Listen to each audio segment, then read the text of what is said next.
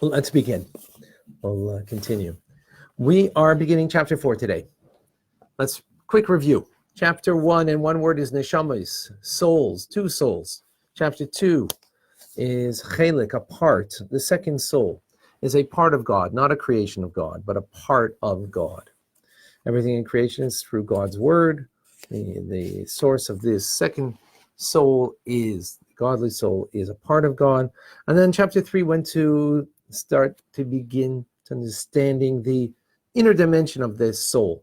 10 in one word. 10 components, 10 powers to the soul. Why? Because God has 10 divine attributes. 3 intellectual and 7 emotional is what we explain. And this chapter in one word is levushim. Levushim means garments. I learned something interesting here. It's the garments that make the man, or make the person, or make the woman. Garments. Garments can come on easily and be taken off easily, as opposed to feelings of the soul. Our perspective of our mind, those are things that can't change so easily. Can't change them. Only the righteous could, truly.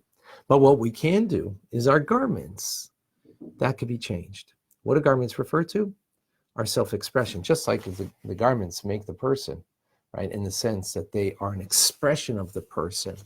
So what makes me, makes you, is our garments. What is our garments of the soul, of the godly soul? Our thought, speech, and action. Action, we can choose this action, that action. If we did one bad action, we can change that garment and put on a different garment of action to do mitzvah. We can speech also. So the Alter Rebbe explain, and ultimately thought also. Negative thought can enter, we can push it out and put a positive thought of study of Torah. So the Alter Rebbe explains the 3 garments of the godly soul as opposed to the animal soul, which we'll deal in chapters 6, 7, and 8. But the 3 garments of the godly soul are thought, speech, and action that are an expression of the 613 commandments of the Torah. What does that mean? It means that there are physical acts that we have to do, a mitzvah. So the physical action of the godly soul will express itself in the act of extending the arm to give charity, or to light a Hanukkah menorah, since it's Hanukkah, or to put on tefillin, or to use your feet to walk to shul on Shabbos, or to walk, or use your feet to go and visit somebody in the hospital, another mitzvah, and so on. In other words, the action will be where the expression of the godly soul will be in doing an action-oriented mitzvah. Speech also, prayer, or study of Torah, as we're doing now, saying words of Torah, will be the way the godly soul will express itself through a form of saying a prayer, a blessing, or the study of Torah. Or in thought, that the godly soul will now have its self-expression, that the intelligence of that godly soul will now be enclosed in a thought. Because you can have a lot of Torah knowledge that is in your brain, but that doesn't mean you're now expressing it in a garment of thinking now words of Torah. So now we're studying together and I'm verbalizing it. You have to comprehend it. And by comprehend it, it means you have to think it. By thinking it, you are allowing your godly soul to now find its self-expression in the form of thought. Now, interesting. It's a short class today. The Alter Rebbe explains like this. Our soul has 613 sort of factions, components to it. 248 limbs. I'm sorry, of the body. Let me back up for a second. The body, 248 limbs, 365 blood vessels or sinews or whatever. And the soul, likewise, has 365, the 613 components. That equals the 613 mitzvahs. Every mitzvah is a conduit for expressing the divine soul through that mitzvah. So,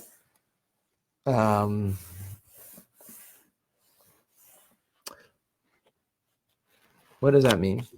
It means that the love that I have for God will have to find expression in 248 positive commandments, if it's a real love. If it's not a real love, so then it won't really find any form of expression. But if it's a real love of God, then that it will have to find expression in one of the mitzvahs that it will fulfill.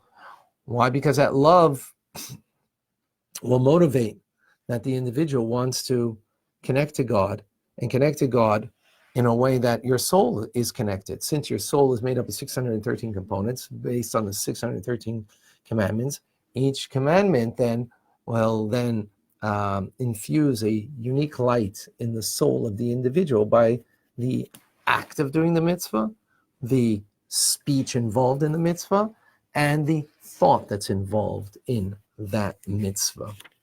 That's the 248 positive commandments. The love will lead you to that. And the awe that we have for God will lead us to not transgress one of the 365 prohibitions of the Torah. And even deeper, the feeling of that you're in front of God and the awesomeness of God, that feeling your smallness, will then even bring you to a deeper level of the same idea, that you will not transgress one of God's commandments or one of the prohibitions, 365. So what we have over here, it's a very short class, more to continue, and a novel teaching tomorrow we'll have, even here's a novel idea, is that love and awe of God will have to lead us to a self-expression of one of the 613 commandments of the Torah. As opposed to, the world will tell us that love and awe of God is an end in itself. It's not an end in itself. It has to lead us to one of the commandments of the Torah, if it's to be real. And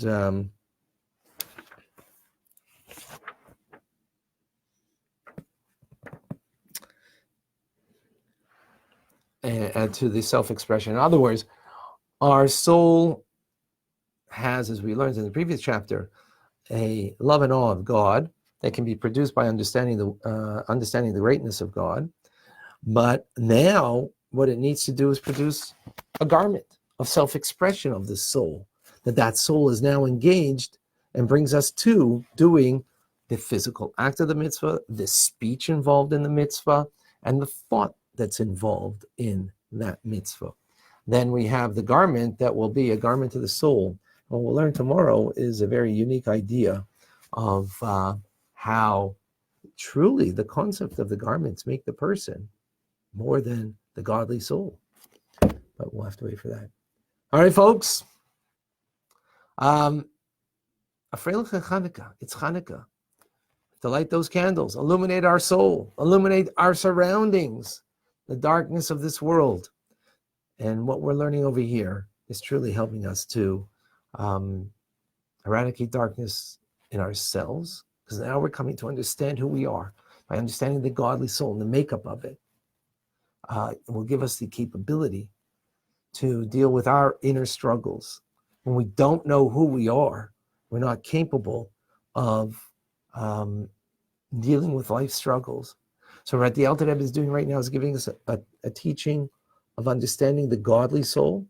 Then he will give us an understanding of the animal soul. And then we'll understand the struggle there is between the two and how we can overcome the struggle of life and the issues that we need to deal with in life, the divine service that we have to devote ourselves in our lives. All right, folks, have a wonderful day. Have a wonderful Chanukah. Let us continue and spread the light of the Alter Rebbe's teachings. Please share this class with others. I'm Rabbi Ronnie Fine, coming to you from Chabad, Zichron Kadesh in Montreal, Canada, where it's a privilege and pleasure to share with you the Tanya. Have a wonderful day and a freilichen Happy Hanukkah.